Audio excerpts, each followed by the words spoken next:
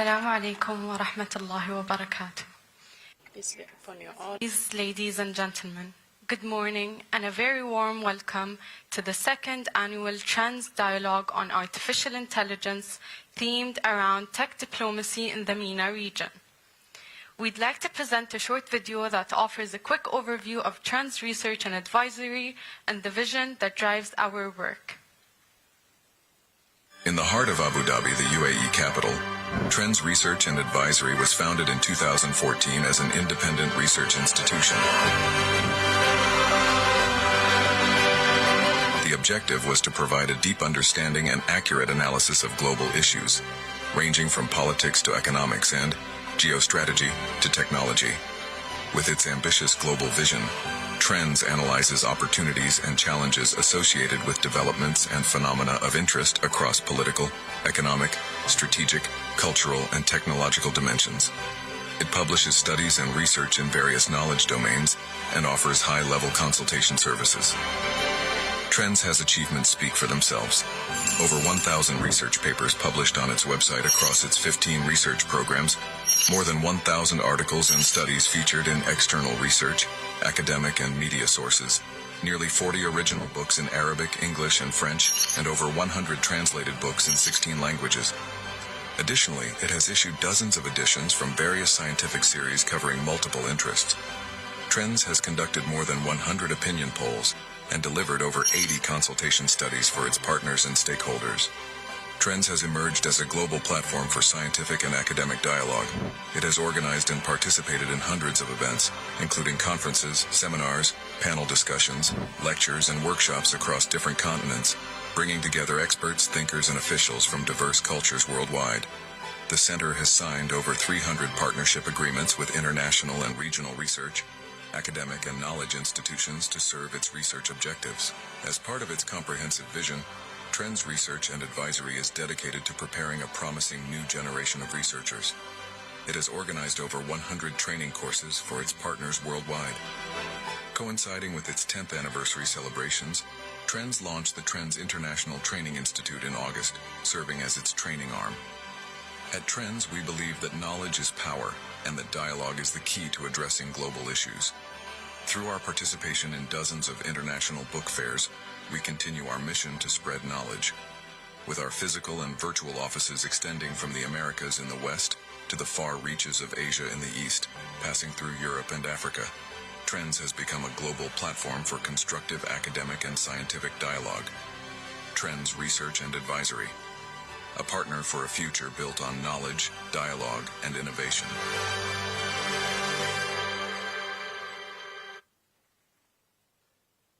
Today, we gather to explore how technology is reshaping diplomacy, strategic alliances, and economic investments across the region. As we kick off this event, we would like to extend our deepest gratitude to our esteemed partners for supporting this event. It's a pleasure having you all here with us today. And we'd also like to give a special thank you to the CSIS experts who have traveled all the way from DC to be part of this important event. Building on recent landmark partnership announcements between the United States and the countries in the MENA region, this conference brings together leading voices who will examine the opportunities and challenges defining this new era of cooperation. Today's sessions will take us through the new frontiers of AI and advanced technologies, from evolving U.S.-Gulf relations and navigating shifting geopolitics to strengthening digital infrastructure and the rise of innovation as a tool of global influence. And to set the stage for today's discussions, let's take a look at a short video that captures the theme of our conference.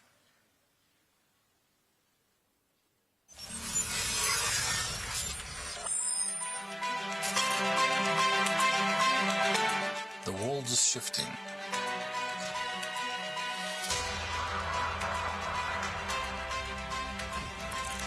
Power is no longer measured in armies or oil, but in algorithms, data, and innovation. Diplomacy is being rewritten, where technology becomes language and cooperation becomes codes. Artificial intelligence is reshaping how nations engage, how influence is built, and how trust is defined. In the MENA region, this transformation carries weight, bridging East and West, turning innovation into connection and progress into purpose.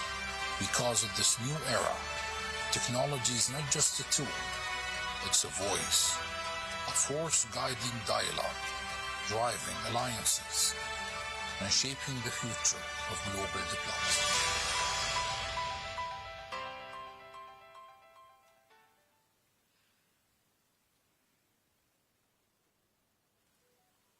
To mark the official opening of our conference, it is my honor to introduce Dr. Mohamed Al-Ali, CEO of Trends Research and Advisory, for his welcoming remarks.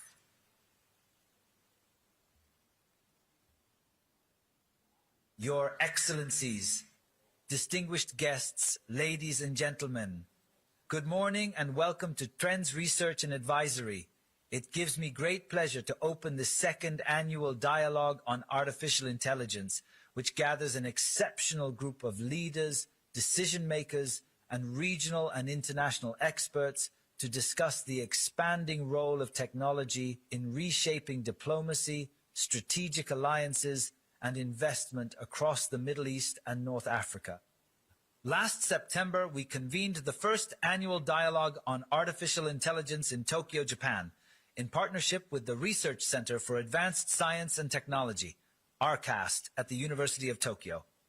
That event brought together 34 experts, researchers, and academics from around 10 countries.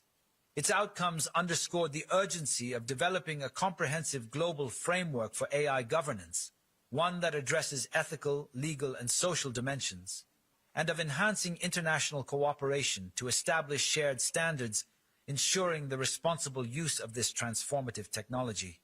Today we meet amid new and pioneering U.S. partnerships with several countries in our region, partnerships that move beyond traditional cooperation frameworks to shape a new model of interaction between technology, politics, and economics. These are not merely diplomatic agreements or policy documents. They represent strategic instruments for re-engineering the regional order and generating new dynamics of power and influence grounded in artificial intelligence, digital infrastructure, and strategic investment in the future of knowledge.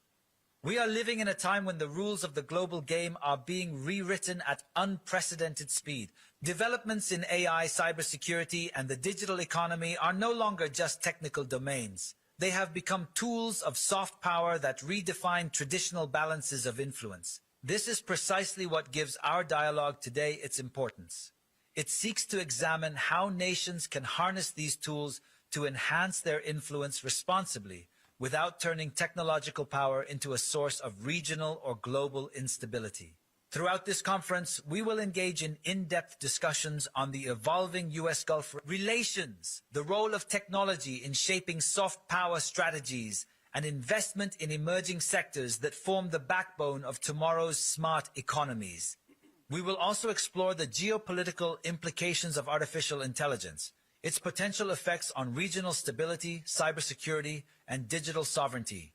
In addition, our sessions will highlight the strategic value of investing in the digital future, how AI and digital infrastructure are redefining soft power by enabling new forms of diplomatic communication, cooperation, and cross-border engagement.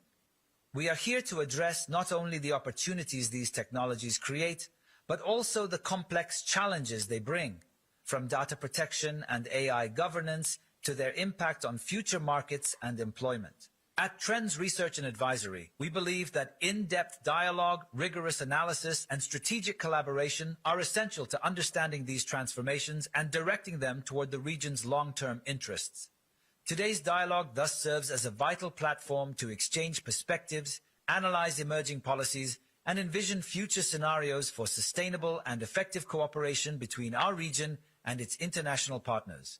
In conclusion, I extend my deepest gratitude to all participants and speakers, especially our colleagues from the CSIS, representatives of leading technology companies, and our valued partners who made this event possible.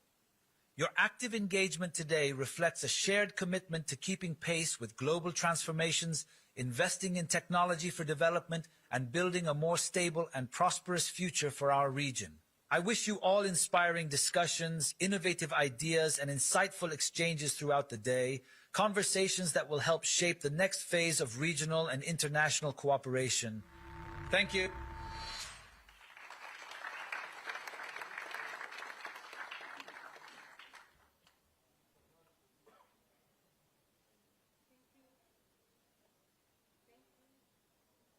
It's not on.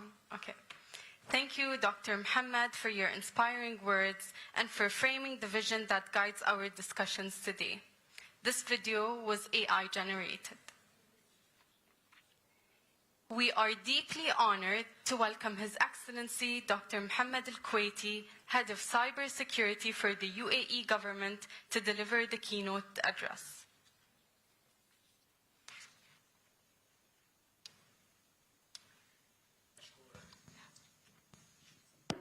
Bismillah ar-Rahman ar-Rahim. Assalamu alaikum wa rahmatullahi wa barakatuh.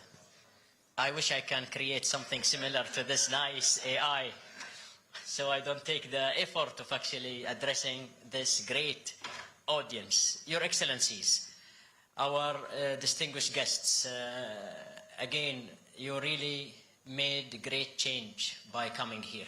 We're honored to be, again, guests here with Trends, and I'm sure you all add great value to us all. We've heard the great topics that this dialogue will bring, and we've heard the great ambitions where UAE is moving, and with the great partnership. Again, the great partnership with US, great partnership with the great partners, trusted minds in that perspective really will bring so many successful peace as well as prosperity to the whole region. And that's what we are actually sending the message on. UAE vision is moving towards an AI nation, and we cannot do this ourselves. We need everybody to help and really support in that perspective. With that, alhamdulillah, we're creating smart cities. We're creating, again, smart sectors. I'm sure you've heard the healthcare, you've heard the energy, you've heard in the education, as well as in so many sectors how they are really focusing on their digital transformation and adopting AI. And with that, we are moving toward that smart nation. However, with these transformations, we will always face challenges. And I'm sure, speaking from a cybersecurity perspective, we've seen some of those challenges. And they are actually into our categorizations. We developed them into 3 categories: cyber crimes, cyber terrorism, and cyber warfare. Cyber crimes, I'm sure you've heard of what you just seen here, how easy it is to create deep fake, how easy it is to trick and build a social engineering against anybody in this. Phishing emails, scams, frauds, you name it. Everybody is trying to, again, perpetrate in that perspective and maybe motivate themselves with the monetary and really try to gain any of this stealing or loss in that perspective. We've heard as well in the cyber terrorism, and I'm sure you're following so many of the social media. Cyber terrorism, and I'm honored here as well to publish my book, Cyber Terrorism and That Perspective with Trends, which shows the importance of really building a first line of defense from the society itself. Cyber terrorism sending the wrong message, sending the misinformation and disinformation across the society, radicalization messages, really trying to penetrate many of the unity that we have and the loyalty that we are actually all about, and the tolerance message that UAE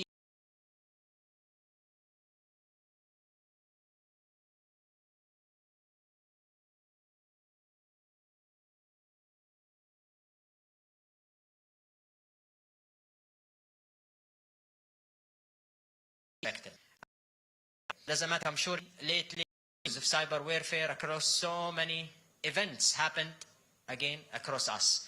There is the war that was between Iran and Israel. You saw so many missiles as well as drones here and there. There is as well the Pakistan as well as India conflict that everybody seen what happened in the social media, the escalations of the social media, and how using and abusing the deep fake in order to send the wrong message. And we've seen and been seeing the Ukraine as well as Russian attacks in that perspective. Our message here, message of tolerance, message of dialogue, message of actually leveraging that AI to really bring everybody together and build that resiliency. And that's what we are actually have sent in a perspective of our national cybersecurity strategy. Focuses on five pillars. And all of them, as a matter of fact, are a component of our cyber diplomacy, where we need that diplomacy. We need to build that dialogue. We need to partner and build up many of those partnerships across and with everybody. Those pillars, the first one is the governance. And I'm sure you've heard and seen the importance of governance, policies, procedures, legislations, laws that are needed to shape many of the things that we do as governments, as private sectors, or as mixtures between everybody in that perspective. Second mission, or the second basically pillar of our national cybersecurity strategy is the build of technology, sovereignty, build of technology, partnership, hybrid scalers, hybrid environments, as many of our partners here definitely focuses on building that and enabling and accelerating many of our digital transformations.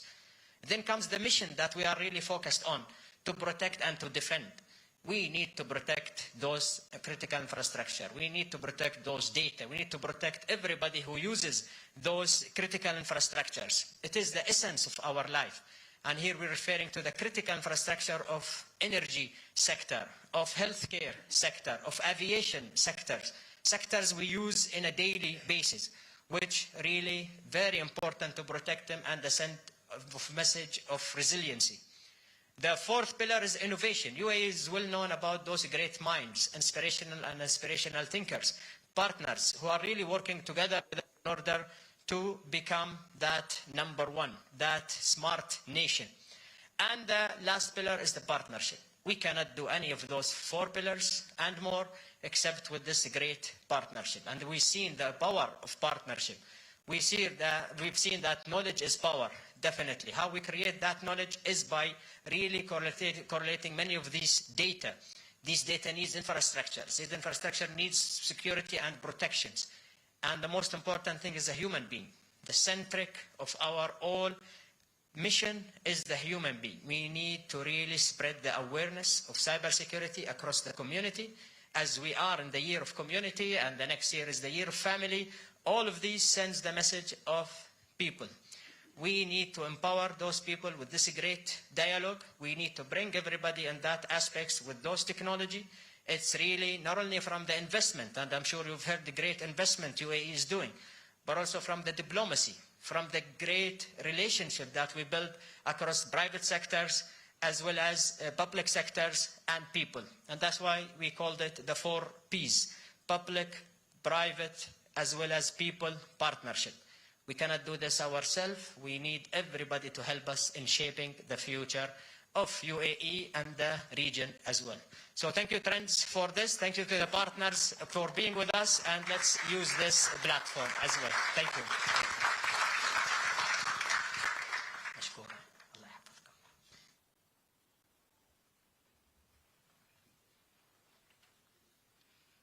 Thank you, Your Excellency, for your visionary insights and for highlighting the UAE's leading role in advancing digital resilience and innovation.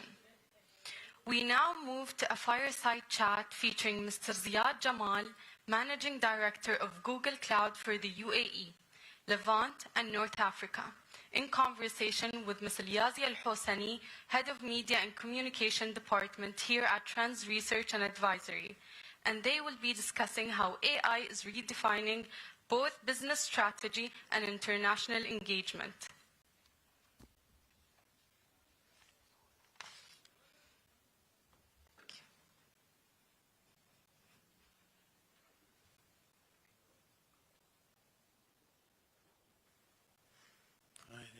Hello. Hello, hello. Assalamu alaikum. Yatikum al-afiyah. Your Excellencies, distinguished guests, ladies and gentlemen, Assalamu alaikum. My name is Riazi Al-Hosani, Deputy Head of the Media Sector here at Trends Research and Advisory. And to set the stage for today's conversation, it is my pleasure to begin with a fire chat session that brings us straight to the heart of the topic.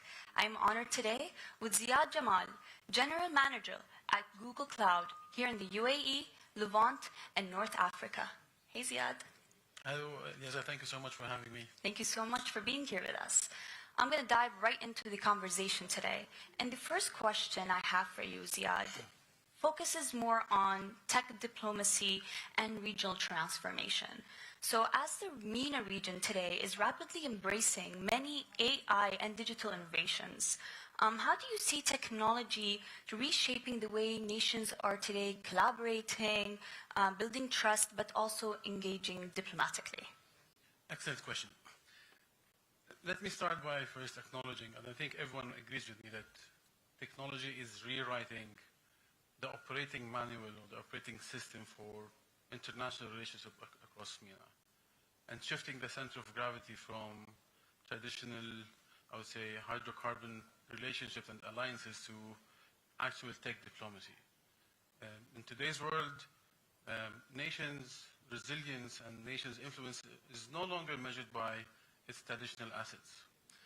It's measured by its digital infrastructure, it's measured by its AI talent pipeline, it's measured by its commitment to responsible AI governance.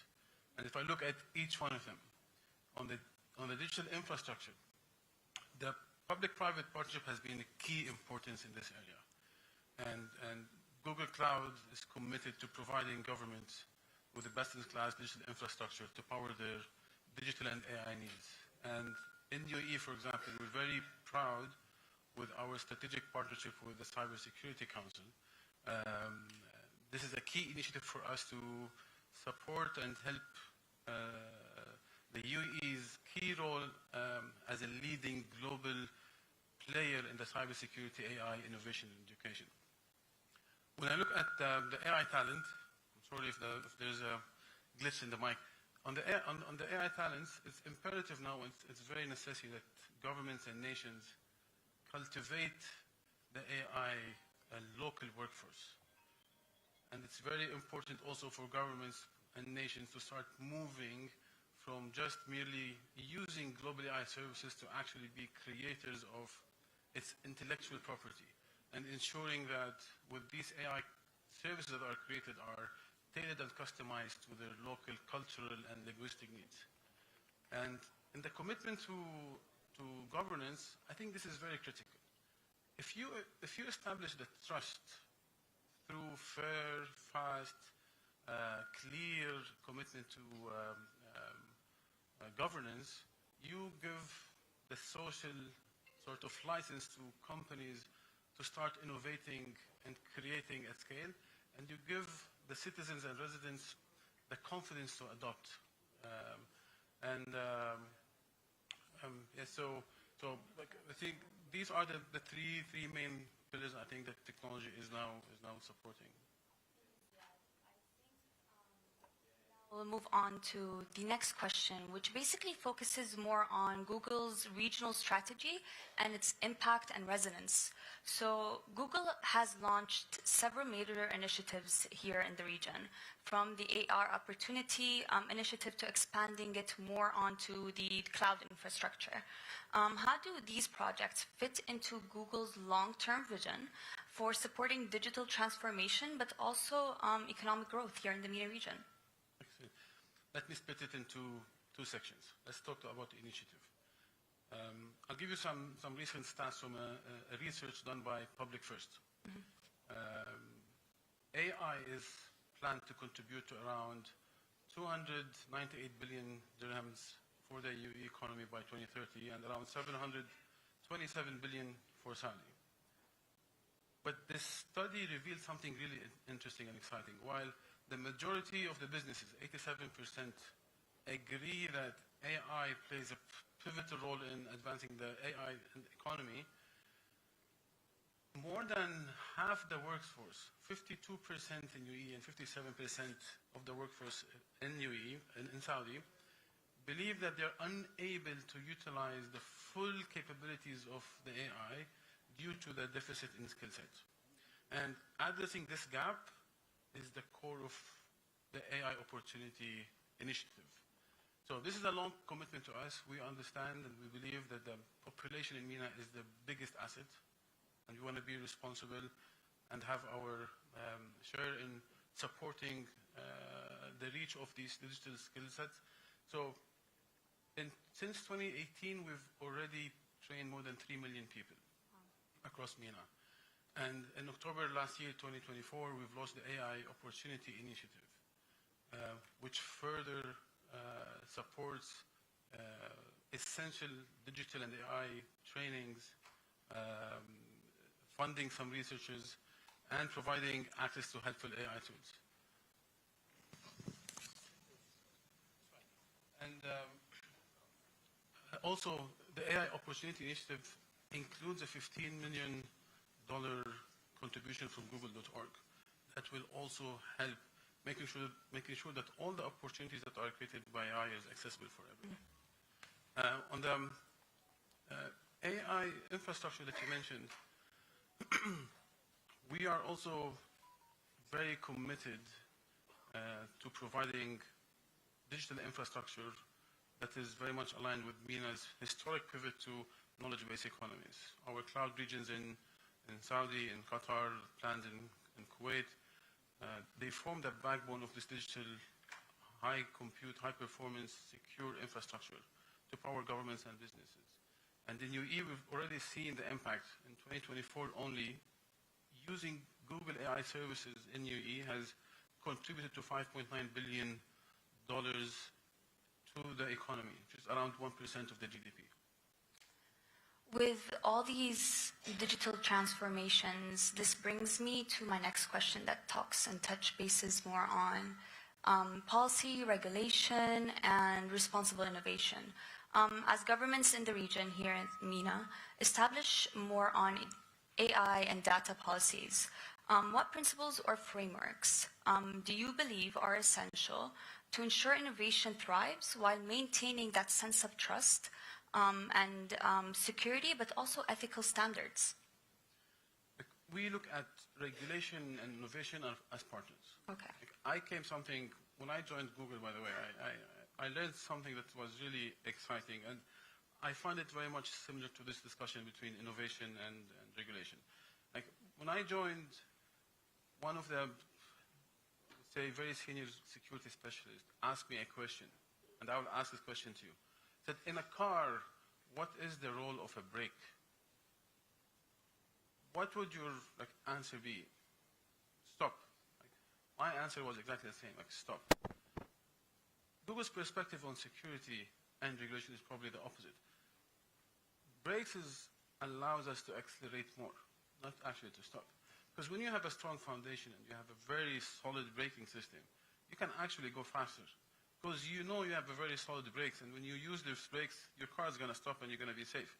So similarly, when regulation builds trust, and which is very essential for adopting technologies, not only AI, any new technologies, it's very important that regulation. And creating the innovation-friendly culture is also very important. And I would potentially see it in 3 ways. One is clarity, have very clear policies, very fast, moving away from slow, potentially lawmaking to adapt to the fast-moving industry, and make it in consultation with different industries. And then there's the risk-based approach. We focus a lot on the technology. I think we should focus about the use cases of the technologies. And that will automatically and organically help us put guardrails on high-risk use cases, for example, healthcare.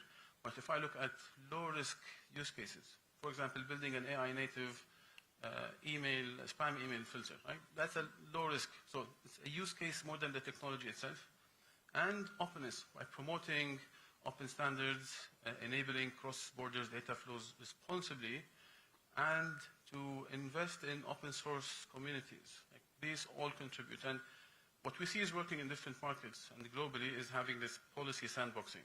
When you have different segments, governments, public sector, private sector, startups, innovating in a very safe, controlled environment, gives the regulator access to real-time insights so that they can learn from it. So Ziyad, to end today's fire chat session, I'm going to ask you one last question that basically focuses more on the future of AI and localization. With the growing focus on local language models and cultural relevance when it comes to AI, how is Google working to make advanced technologies more accessible and inclusive to Arabic-speaking users and local businesses here in the MENA? Of course, the role of AI and LLMs is not only by translating. To create meaningful and powerful and impactful AI, it needs to be localized and it needs to understand the cultural nuances. In 2023, we released our most advanced AI, Gemini, in Arabic, with 16 different Arabic dialects. And we've also launched AI overviews in Arabic for search, so that people can get very helpful summaries for all their queries. And we're seeing extremely great feedback. More than 70% of our users are saying it's easier to interact with Gemini in Arabic. And we're able to keep this Arabic language part of our global discussions through our deep partnership and integration with world-class research, including our collaboration with MBZ, UAI, and other research institutions who are really doing breakthroughs and significant advances in building AI-native large language models. Thank you, Ziyad. I think you really did successfully kick off today's conversation. So before we move on to the next event, I'd like to welcome Dr. Mohamed Abdullah Ali, CEO of Trends Research and Honor, for a group photo and to honor you, Ziyad. So much. Thank you. Thank you for having me. And I want to also thank His Excellency Dr. Kwaiti for the trust also that he put with Google Cloud. And we look forward to continuing the work and looking forward to seeing you soon again. Thank you so much. Thank you so much. Thank you for having me.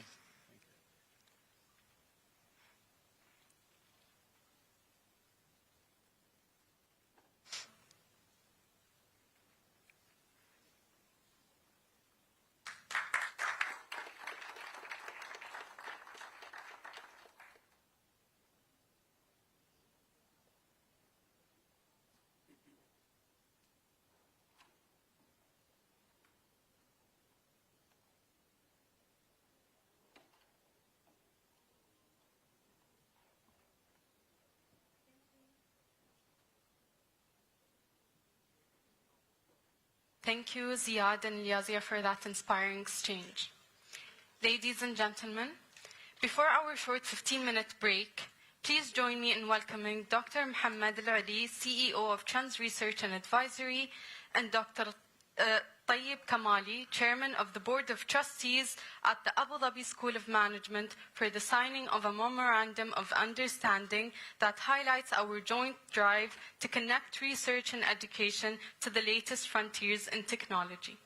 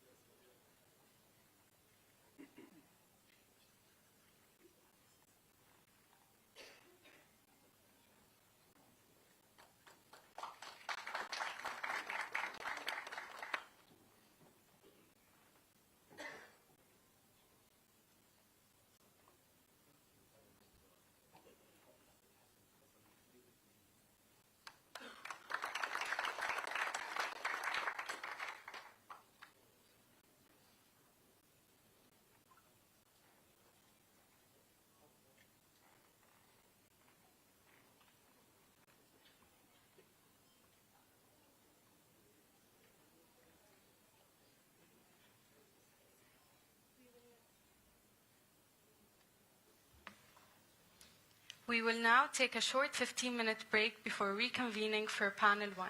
Thank you all.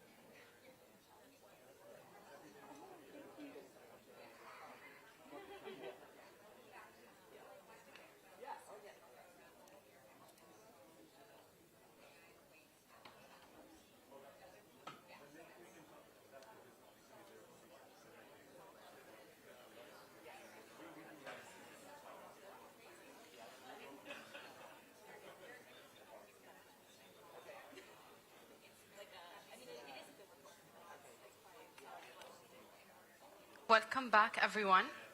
Our first session explores the evolving priorities driving U.S. Gulf relations, from technological innovation to strategic cooperation and deepening investment ties.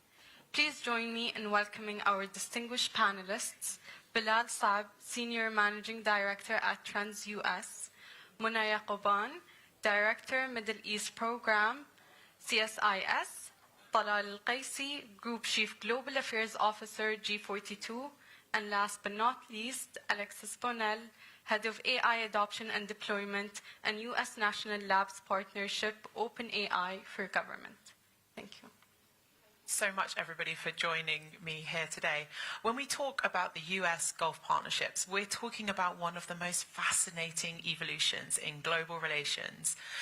A story from oil fields to innovation. Cast your mind back, perhaps, to 2017 when Trump made Riyadh his first stop overseas. The world watched the images, glowing orbs, grand receptions, I'm sure everyone remembers. But beyond that, the visit marked a shift. The relationship was pivoting from security guarantees and energy dependency to a shared mutual investment in the future. Thank you so much for joining me. I'm going to start with Talal, as I know you're a busy man and you're going to have to fly away very soon. The Gulf is investing, and in particular the UAE. They're positioning themselves as partners, not just as adopters of this innovation. Do you want to expand on that? Sure, and thank you very much for having me, and to the organizers. I think this is a very timely event, and the thematic is something that I'm obviously very much involved in as part of a company that is trying to really, as the UAE always does, punch above its weight when it comes to creating the digital infrastructure in this case, and help amplifying what humans can achieve with the power of technology. So I think we live at a very pivotal moment, and you mentioned, going from hydrocarbons and seeing this natural progression in the evolution of our diversification strategy manifest into what we're witnessing today with the manufacturing and exporting of intelligence.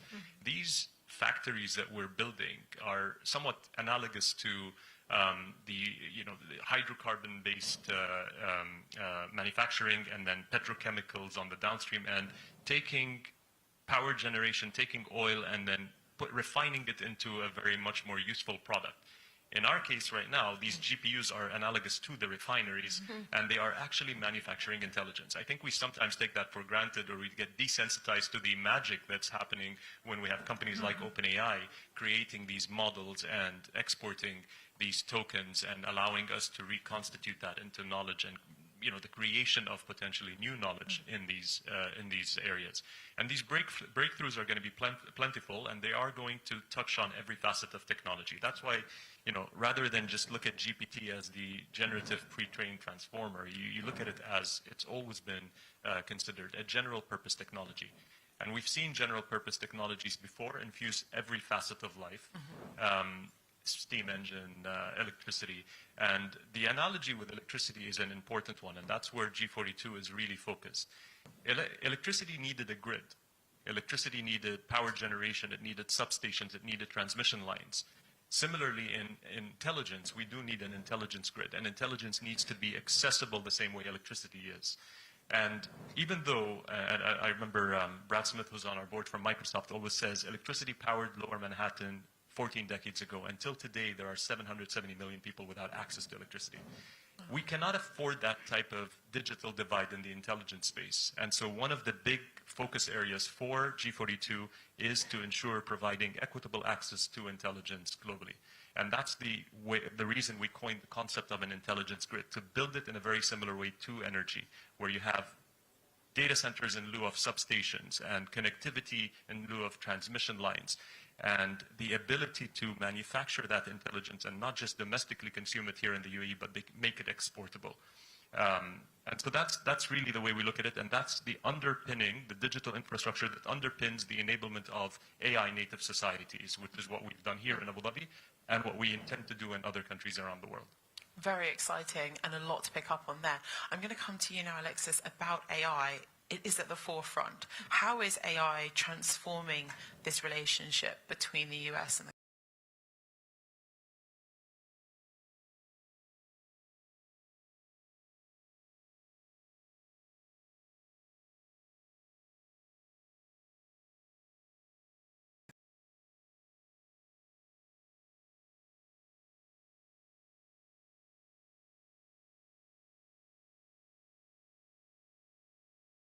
how do we use Adobe? But really it was the human bending to the constraints of the machine and the technology. What I think is so exciting now and exciting for the partnership is really for the first time this technology exists at an intimate level. And what that really means that I focus on is human-machine teaming. And I think it's actually really important to understand what it is to unlock the potential of your people, right, of your society, of your children. I was sharing that I became a grandmother a week ago, and so recognizing the fact that I now have a child in my life that will always be AI native, and what does that look like? And so I think as we think about moving forward, the machine matters, right? The technology is incredible, and as was said, we have to have the compute, we have to have the energy. But what I love about what you said is why? Why we need to have it is to unlock a relationship with knowledge at speed and scale. And one of the things that I like best when I see people start to really lean into using the technology is that it isn't, and I don't know if anyone here is a bit of a nerd or a sci-fi person like me, but the way I think about previous technologies is it was kind of like a stormtrooper suit, right? Everyone kind of got the same thing. And I think about AI a little bit more like an Avenger or a superhero suit, right? Some people will go fast. Some people will go far. And what's important for us to ask is, who are we going to be in light of this technology? Who are we going to be as a nation? Who are we going to be in national security? But more importantly, every day, my grandson will have the opportunity to decide, for example, if he wants to be lazy, AI can help make him super lazy, right? If he wants to be creative, he'll be able to be creative. But I think the human part of the human-machine team really matters, and I think what's going to make the difference in nations and why the UAE is so stunning in the way they've leaned into it is that recognition that every single person will have a chance to unlock their intelligence, to unlock the potential. And the question is really, what are they going to do with it? It's a very exciting time. Picking up on what you said on this creativity that we're all going to be able to enjoy, I want to come more to the basics, the strategic policies now. How is this going to have an impact on that? Mona, would you like to? Yeah, thank you. Thank you so much, and thanks to Trends for having me. I mean, I'm already fascinated by the exchange that we're hearing. I might start by just pulling us up maybe 100,000 feet for a moment and just take a step and think about this moment that we find ourselves in the region, where I think we're watching the emergence of a new order. Talal, I think your comments and the kind of the parallels between the hydrocarbon industry, but then this next iteration, this next generation of economic growth and development and the role of technology, I think that's part and parcel of a much bigger trend that we're seeing in the region, where this emerging order, I think, features the Gulf as the new center of gravity, and we see far greater agency exerted by regional actors, by the Gulf. And I think this notion of the development of AI here is emblematic of that. There is, as part of this emerging order, I think, a recognized need to diversify economies. And we're seeing how AI is front and center. And frankly, we are in the center of the center here in the UAE. So thinking about that, this sort of new context, and then also this moment of disruption in the United States, where I think, you referenced initially President Trump's 2017 trip. Let's fast forward to May of this year, where again, the first region visited is the Gulf. And now I think we're beginning to see the outlines of a recalibration of the U.S.'s approach to the Middle East. It's at least certainly with the current administration, it is very much focused on economic deals, on the role of technology. It is more transactional. I think there is a recognition by this administration of we're entering a new era. And I think you're also seeing, as a result, the United States, or certainly this administration, shifting its international AI policy. And so we just saw announced last week this deal of, NVIDIA chips now being exported here. huge change, and we can talk in a little bit about what that means. But I sort of view this as this incredible moment of the United States and the Gulf, the UAE even specifically, having a convergence as we watch and participate in the birth, frankly, maybe, of a new era as characterized by AI. Being in the center of the center, as we are here in the UAE, it brings up another thing, which is security. Bilal, security is still shaping this moment. Would you agree?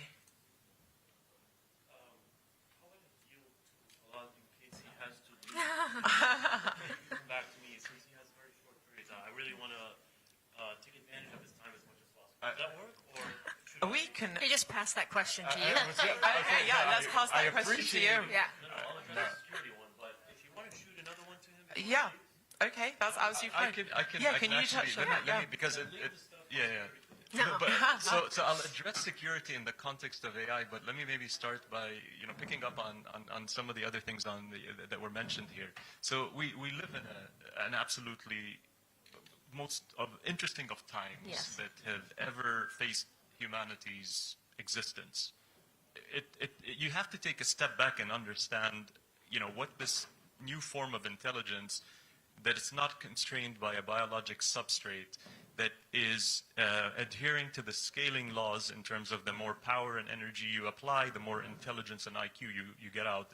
And think for a minute about what that means in terms of the future of moving the needle on things like cancer research or space exploration and the like. So it's an incredible time.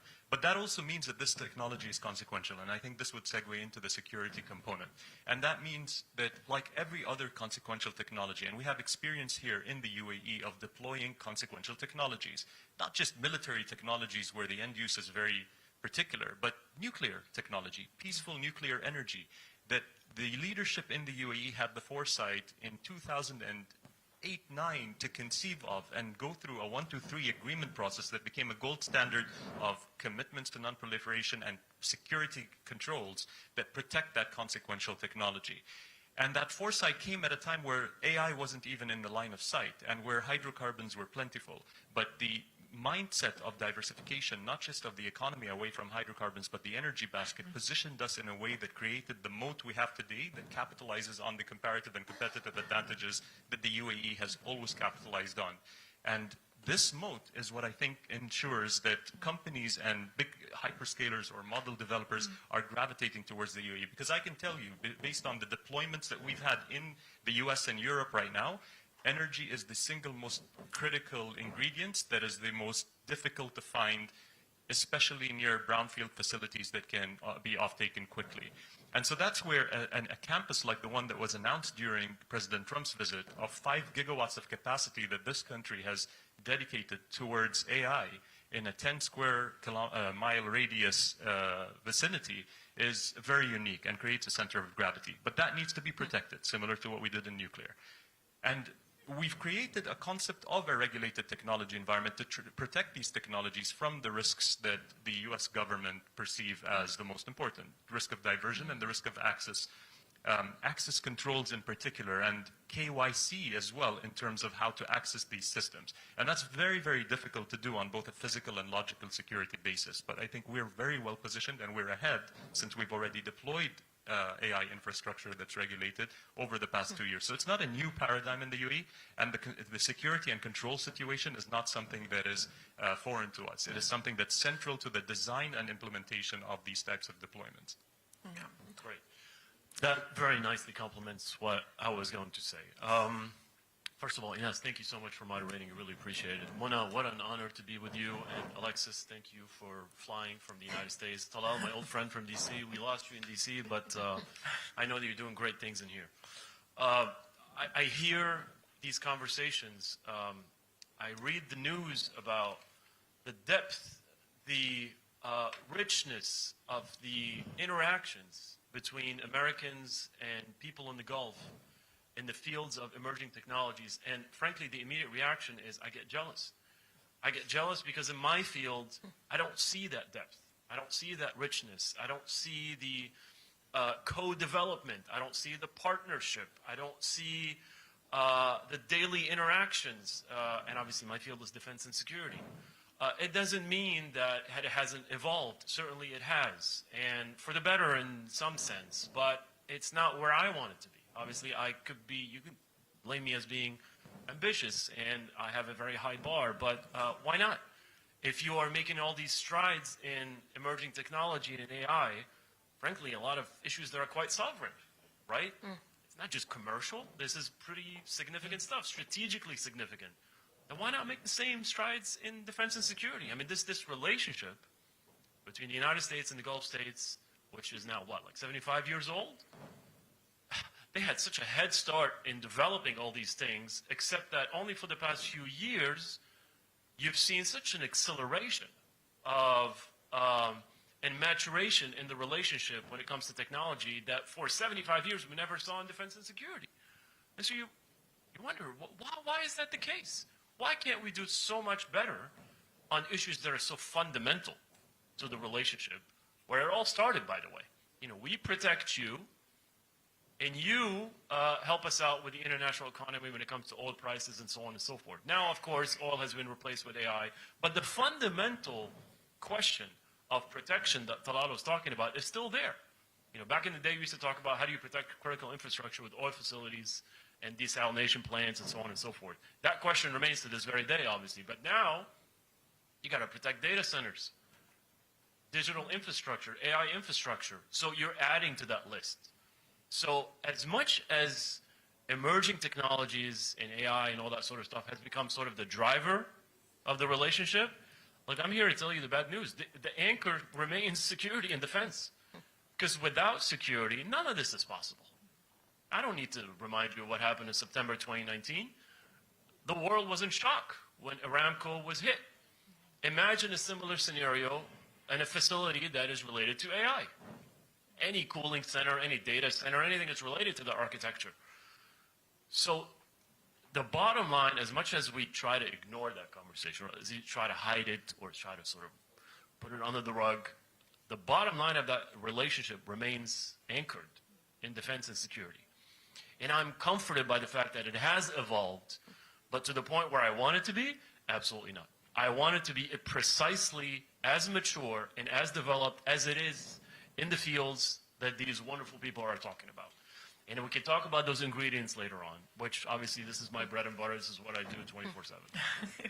Thank you so much. So if we think about this cross-border connection now, I'm going to come back to you, Talal, to talk about the gold standard that you've created, this framework now, which helps to overcome maybe those barriers that we had originally in trust. Do you want to speak on that? Sure. So look, I think when you talk about the gold standard, we look at things like the 123 agreement in nuclear. That was dubbed the gold standard by the US government. And I think in the case of securing regulated technologies, what we've been able to do in designing a multi-layered approach, both on the physical and logical security, and to protect the data centers, not just from access physically, but also logically, is a gold standard. And so for us, it's more about how does that then set us up in a position to where we could become a force multiplier to the US companies that we are hosting in these facilities, to then amplify their ability to inference, in particular, a lot of the workloads that are extremely heavy, especially since that is going to become, we've seen the tipping point. We're going to see some bigger models come out, and training clusters are very, very commonplace in the US right now, but they have to get much bigger and bigger to go from that incremental GPT-4 to GPT-5 or GPT-5 to GPT-6, and with all the other model developers as well. But inferencing is taking on a whole new characteristic where you can do post-training, which means you're applying more compute to the model after training, and allowing it to think, and it creates this internal monologue and allows it to come up with a better quality output the longer and the more compute you're able to provide it. That, along with robotics, along with agentic AI and the different workflows that kind of help with the productivity element, are going to be extremely inference intensive. So in the UAE, through this type of a facility, while it's protected, you'll be able to then export a lot more of these tokens. So 1 gigawatt of energy is going to produce quadrillions of tokens and per day. And so you'll be able to then export that to a radius of around 3,200 kilometers, sub 60 milliseconds in terms of latency, which means that you get the user experience that's of very high quality. And that then positions us to serve really half the world's population within that radius from the UAE. And that amplifies the US companies' abilities to do that in partnership with us. Really are the center of the center. Alexis, I'm going to come to you. So regulation and innovation are often seen as opposites in so many industries.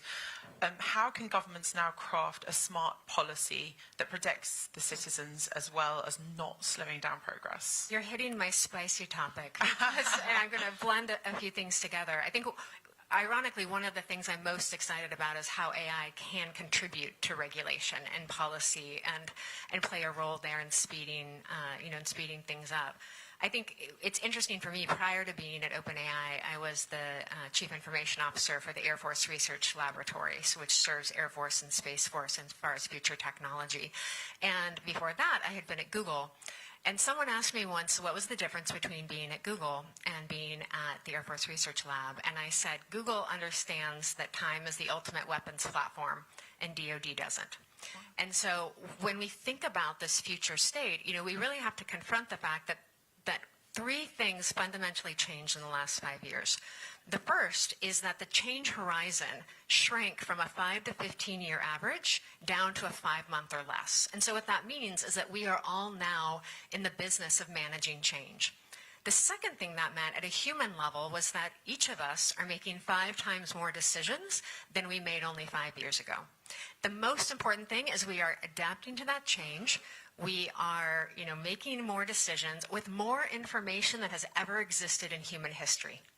And when you put AI in that frame, it starts to make sense. As humans, we create technologies when we face stress, right? Physical, psychological, challenges. And I think AI is very much in that moment, right? As humans, we do not have the processing speed to have a relationship with knowledge in that way. I think if you take it back to regulation, and if you take it back to really what national security looks like in a lot of levels, and this is Alexis's opinion, it's really asking and answering what if faster than others can. And if you think about the dependency on human curiosity, right, on the need to be able to leverage those tools, I think, as I was previously an authorizing official, which means carries a lot of weight, a lot of liability, but in essence it means you are the last stamp in the US before a technology gets used. And I will tell you, there was no incentive in the world to approve anything, right? Because there's only downside. And so I think to your point on policy and regulation, we have to, in the same way we adjust all of the practical, physical, amazing elements of the technology, we have to be willing as a culture, as an organization, as a human, to recognize the adaptation that is required of us and to change the systems. The last thing I'll say, and I don't know if you've seen this, Talal, but have you ever seen the World War II sabotage manual? No, I haven't. Okay, this is the best book ever. I will get you one. It is only 50 pages long, but the reason I highlight it is because in World War II, the U.S. created this little manual to help the French resistance, Belgian resistance, and others kind of fight the German war machine. And if you read that manual in the kind of organization and management practice, it says things. Now, keep in mind, this is how we told the world to sabotage an enemy. Refer everything to committee. Make sure the committee has at least 5 members. Haggle over precise wording.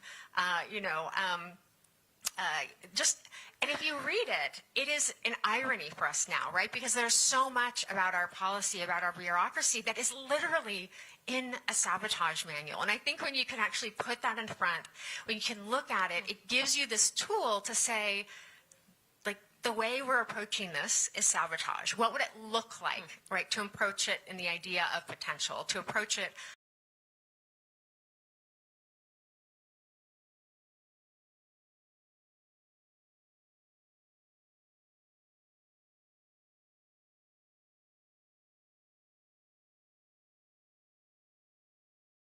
I think how the new era that we are entering into, I think, is redefining how the U.S.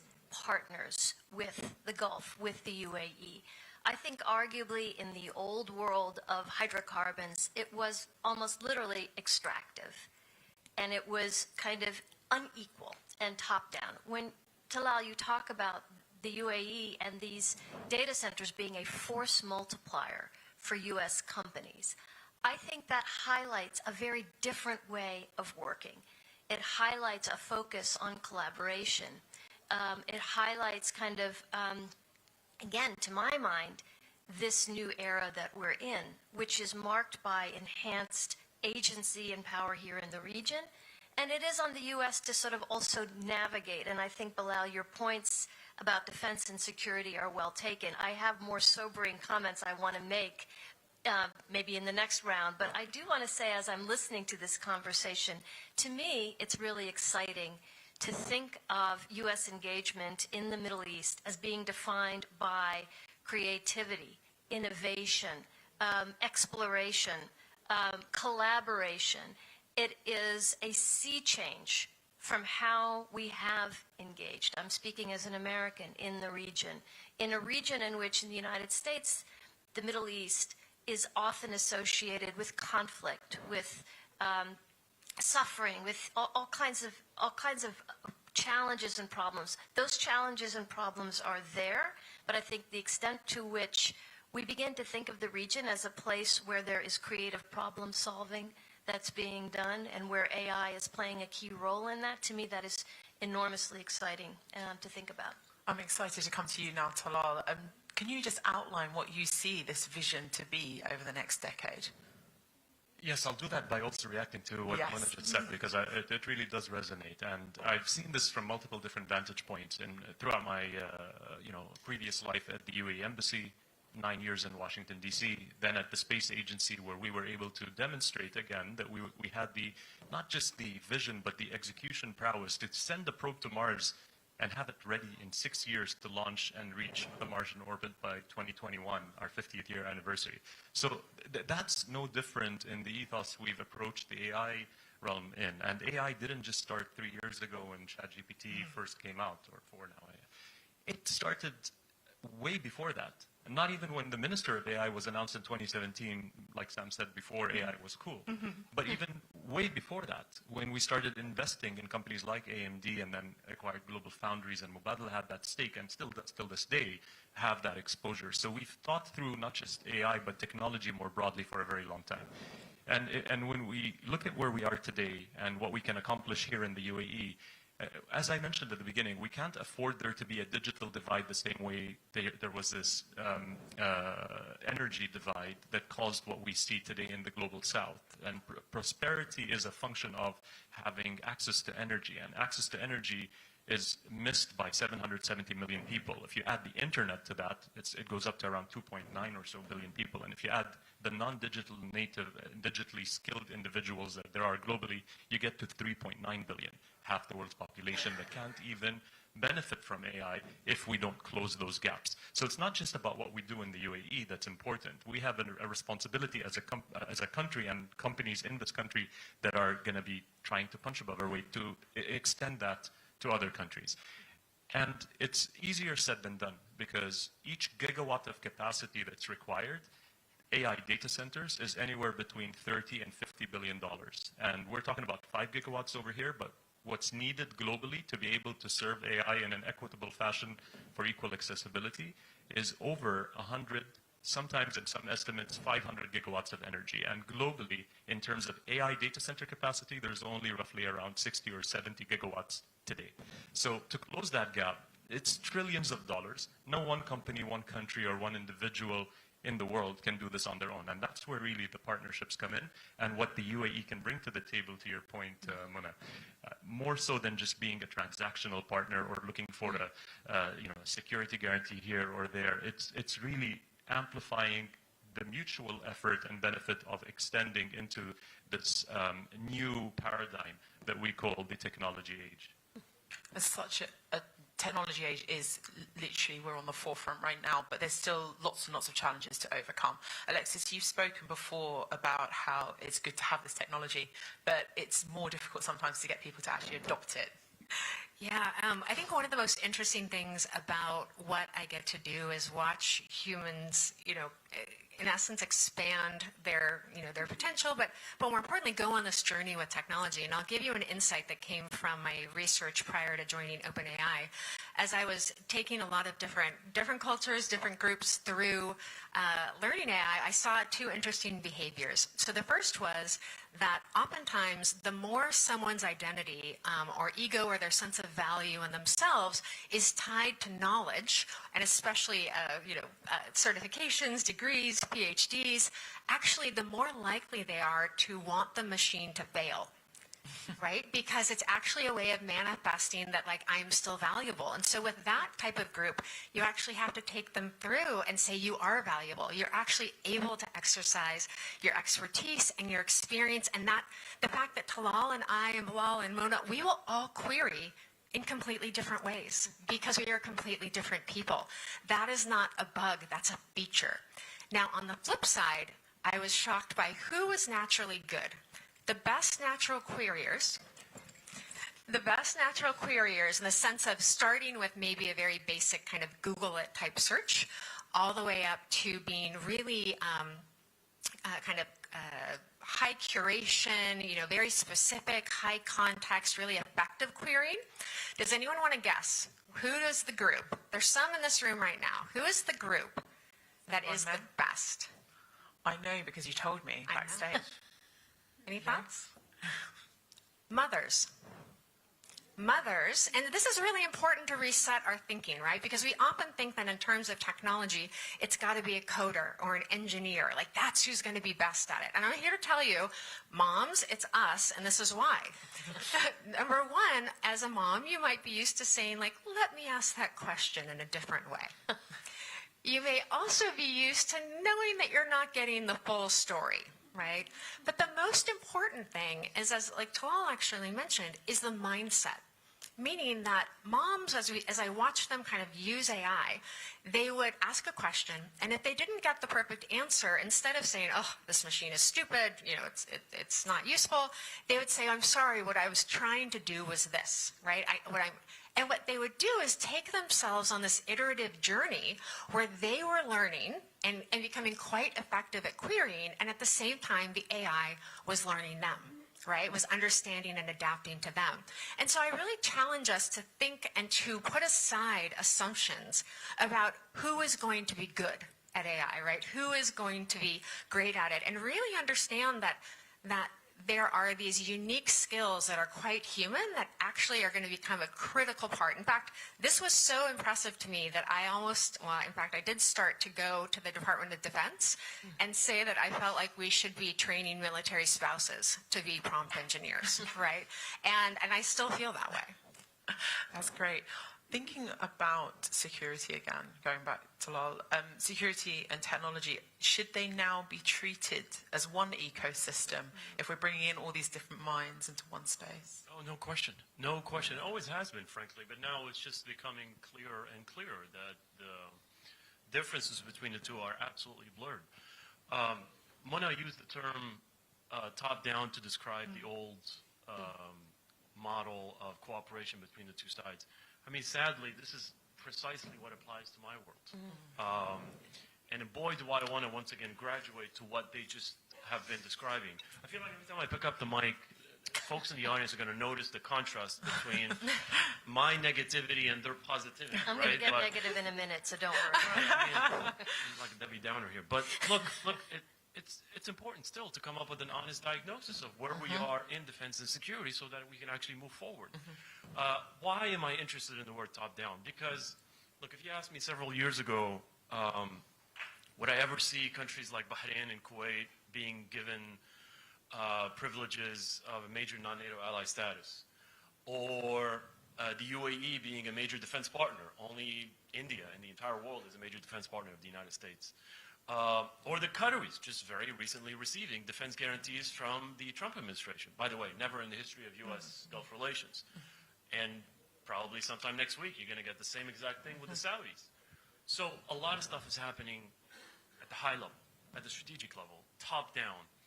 Now, what I want to do and what I can bring to the table, the boring guy, is bottom up. right? I'm a champion of process. I'm a champion of all those things that they just described that is happening on a daily basis, that is building that connective tissue that is so instrumental to the relationship. To me, it's still drastically lacking in defense and security. I want to fill the gap that exists between the top and the bottom in defense and security.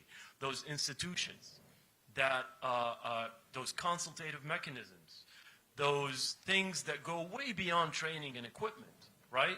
So it's incredibly important that we're seeing those enhancements, advancements at the top level, because they give you the green light, the license from leadership to execute, to enable those changes that are so necessary to the relationship. But this is not where it stops. Matter of fact, this is where it starts, right? You get the nod from the leadership. Now it trickles down to the bureaucracies, to everybody who's involved in implementing what they just agreed on at the high level, and they just signed in a document. So I'm that process guy, right? And I want to see the exact same advancements, improvements on the commercial side of things, on the tech side of things, but in my world of defense and security, as difficult as they are and as slower as they are, but there's no reason why we shouldn't be having the same improvements in my field as it is as theirs, because frankly, they're both now, as you very well said yourself and us, they're strategically linked. There's no way you could separate the two. There's definitely a lagging behind, I feel, in your world. Muna, would you want to add something about, is there need for this bottom-up shift? Yes, I think there is. I think if I could, I'd like to actually, because I think I've been unduly cheery and optimistic, which is not usually my way, and I wouldn't be doing my job if I didn't kind of highlight some of the challenges. And I think in Washington, it is distilled into a question I've heard many times, which is, what does it mean that the United States is sending so much computing power to the Middle East? What are the security implications, the U.S. national interest implications of that? So on the one hand, it is this new model of collaboration and partnership, and it is exciting, and it's probably, maybe we are on the verge of a frontier of new knowledge and learning, et cetera, and innovation. On the other hand, it does raise difficult questions that I think I would be remiss if I didn't put them on the table, because this is what folks are wrestling with. The Trump administration has been a bit disruptive in how it has approached this question of AI. This sort of groundbreaking decision to export these sophisticated chips here to the UAE. I mean, it is raising questions about what does this mean? What are the chances or the risks of proliferation to China? I know Talal did indeed address that question, but I think it lurks and looms. To Bilal's points, what about the vulnerabilities? Is the U.S. now going to be vulnerable not because of oil, but because of chips? Does it shift how we think about it? These questions, I think, remain. And I think that as this kind of as we get deeper into this new era, as these partnerships evolve, it's going to be essential that those questions continue to be raised, and that together there are approaches taken to mitigate those risks. Do you feel like the Trump administration right now in Washington is ready and equipped for these challenges? Not clear to me. I mean, I think we're watching something really unfold that's quite different and unprecedented. And we've seen remarkable changes. I'm a Middle East expert. I'm not an AI expert. But if we look at questions like the decision to lift sanctions on Syria, like literally with the stroke of a pen. In a typical administration, that would be oodles and oodles of meetings and decisions and so forth. We're in something very different. And it may be that that's exactly what this moment needs. Disruption in the region is met by disruption in Washington. But to your question, Ines, I mean, is there the bandwidth? Is there the depth? Is there the attention span to address these very complex questions? I think, honestly, if I'm being very honest, I think the jury is still out on that. Yes, please. Look, I should have started by saying that it's virtually impossible to separate the two, to your question, Ines, because all of this stuff is dual use. Right? And exactly. You're seeing actual applications of those things on the battlefield in peacetime and during wartime, right?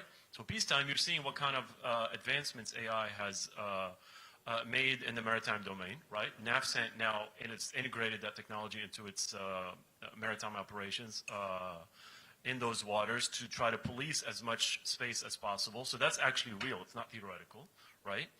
And I would give credit to CENTCOM being at the forefront of that among all the geographic combatant commands.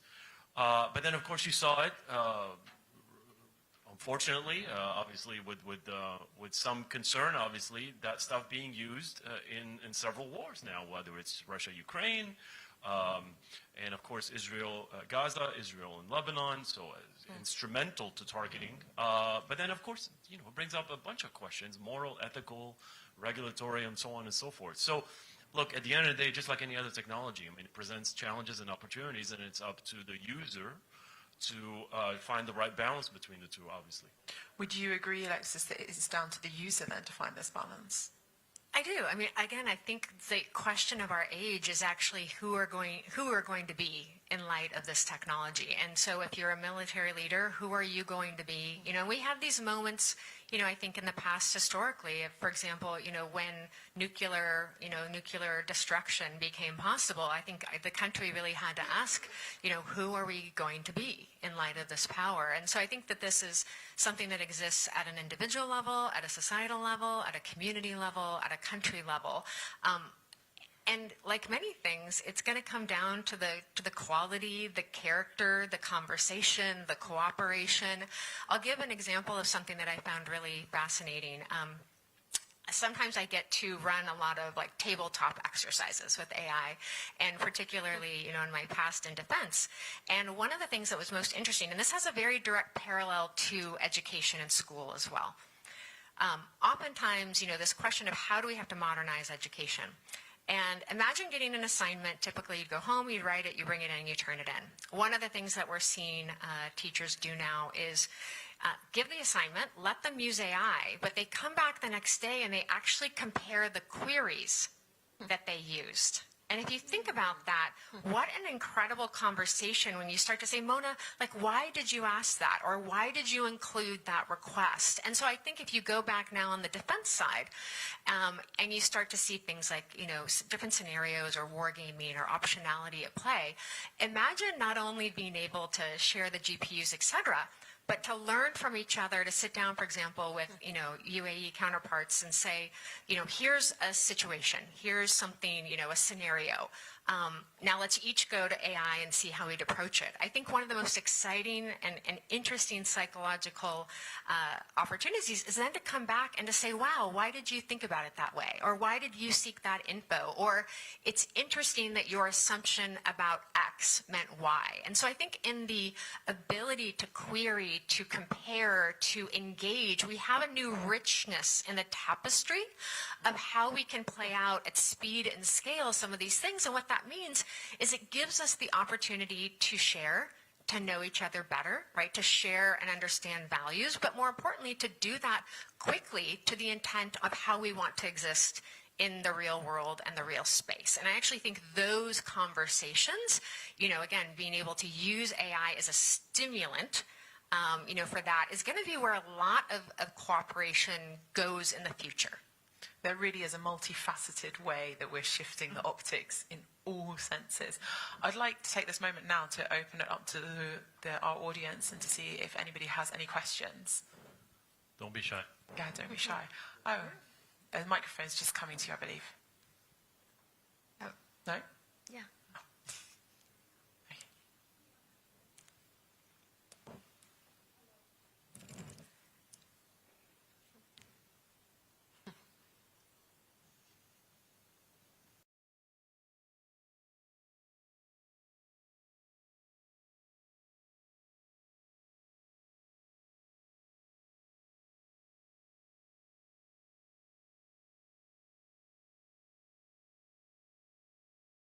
Any questions today about fine? What's the difference? What's the fine line between creativity and invading other people's privacy? And you answer many of the questions of that. But my question now is, what's the fine line between the creation and the creator? If I have an accident with my car and due to a car default, I'll not sue my car. I'll sue the manufacturer.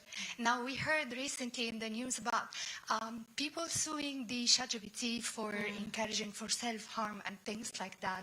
So the question is, should I hold a program accountable or the programmer? Thank you so much. Very interesting question. I'm happy for anyone else to go first. Definitely not. That's all you, Alexis. No.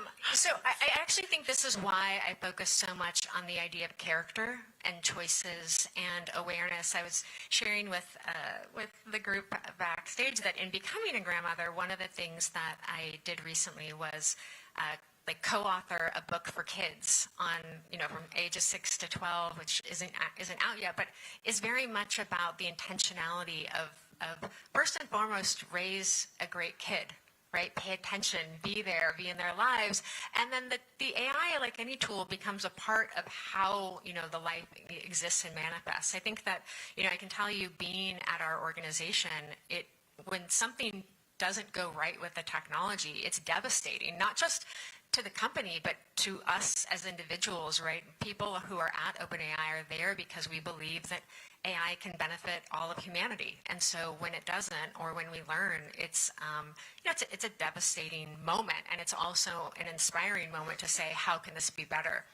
I think one of the interesting things when we tried to go when we went from ChatGPT 4 to ChatGPT 5, it was actually an intent to be less sycophantic, less kind of friends, less intimate, a little bit more kind of factual. And what was interesting is that we got a lot of pushback. People liked the friendly version, right? They liked this. And so I do think that this is a journey that we're on together. But that being said, what I often say when I train people to use AI is, maybe don't look to AI for answers, look to it for options. Or, we'll talk about like curating, like meaning be curious, curate, with abandon, but propagate with care. Right? Because then it becomes tied to the manifestation of you. And so, I think the most important thing is that that we actually not think about it and make the AI the most important thing, but we make our relationships, right? We make our care for each other. We make the intentionality in how we want to show up in a tool. And I'll give you like one final example. A lot of times we saw, and I was at Google before, we saw social media will tend to kind of drive someone further and further into a held belief. When you query, you have the opportunity to say, I want to see the answer in a balanced way. I want to understand the person that has a different opinion than me. And so I think that, the AI can be assistive in however, you decide to exist. But that's actually a really interesting question, right? Are you going to seek balance? Are you going to seek the opinion of others? Are you going to, be inquisitive about all the options? And so I think that this is something where we will continue as people, as humans, as society to navigate these tools. There's no easy answer. But the last example I would give is, does anyone know how long it took from the time automobiles became standard to when seatbelts became standard? It's fascinating. 67 years.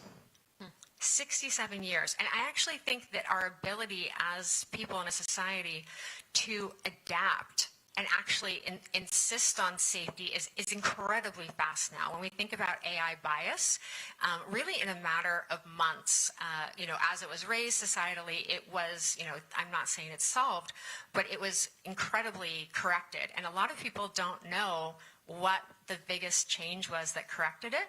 It wasn't necessarily changing the AI. It was actually changing the camera lenses on all of the cell phones so that they could take pictures that had a broader array of all of the different shapes, sizes, and colors that we come in.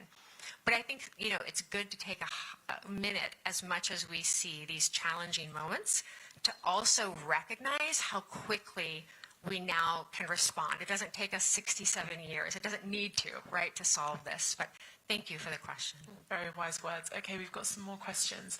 Can we go to the gentleman at the back? I think we all need official documentation that Alexis is a grandmother.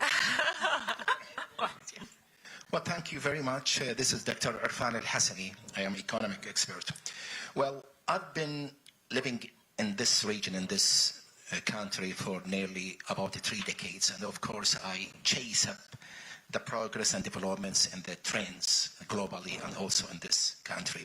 To be honest, now the eyes are directing towards the East, to China, to be honest. You know, we should admit that there is a changes in the global power, isn't it? My question is simply, to what extent the U.S. administration admit such kind of VUCA environment, volatility, uncertainty, changes, everything in every single aspect of our planet, to be honest, politically, economically, and also socially. To what extent it admits such kind of changes in the power balancing, and hence they not feel any sort of curious concerning the trend, if you like, of the GCC vision towards the East, particularly China. Thank you very much. Munna, would you like to? Sure, and I think that is going to be a topic in another panel, but I think it's a great question, and I think that's what I was alluding to in the comments I made. I think the U.S. is extremely aware that the region is playing kind of a hedging role between the United States and the West, and certainly between China, and that is precisely why these concerns are being raised.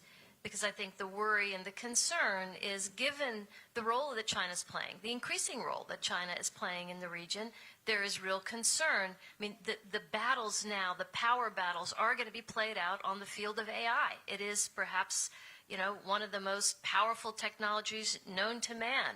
And so the concern, and I think, Bilal, you probably have some comments on this as well, is that this technology will proliferate. I'm saying this as an American. This technology will proliferate to a strategic rival and be used in nefarious ways, in war fighting and other things, in ways that will come back to bite us. And so I think that is the concern. And then the upside and the other argument that's being made is, no, the United States should come in and dominate this. Our technology should be the dominant one that drives the world, that builds the rails, as Talal was saying, for this new infrastructure. And I think that is exactly the challenge and the sort of the complexity of what this moment is bringing. Do you want to add to that, Bilal? Okay, so I'm just going to end this fascinating discussion by asking you each to describe this new era in one word or one phrase. I'll start with you, Bilal. Partnership. Exponential. Hinge moment. Fantastic. Thank you so much for joining me. I hope you give a round of applause for the great guests. So, are we going to take one photo?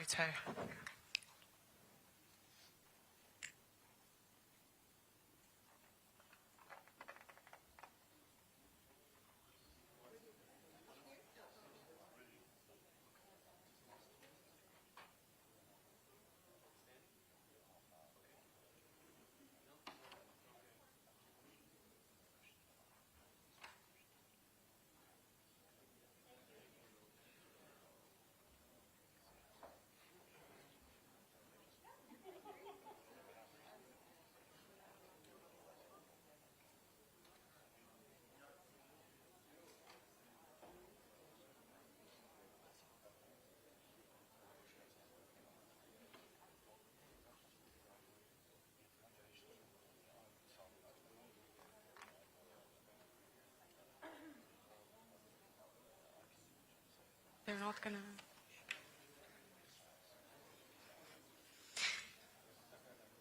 Thank you to our panelists and to Ms. Inas Rafai for a truly engaging and insightful session. Now we'll take a 5-minute break as our next panelists get set up for the panel. Thank you.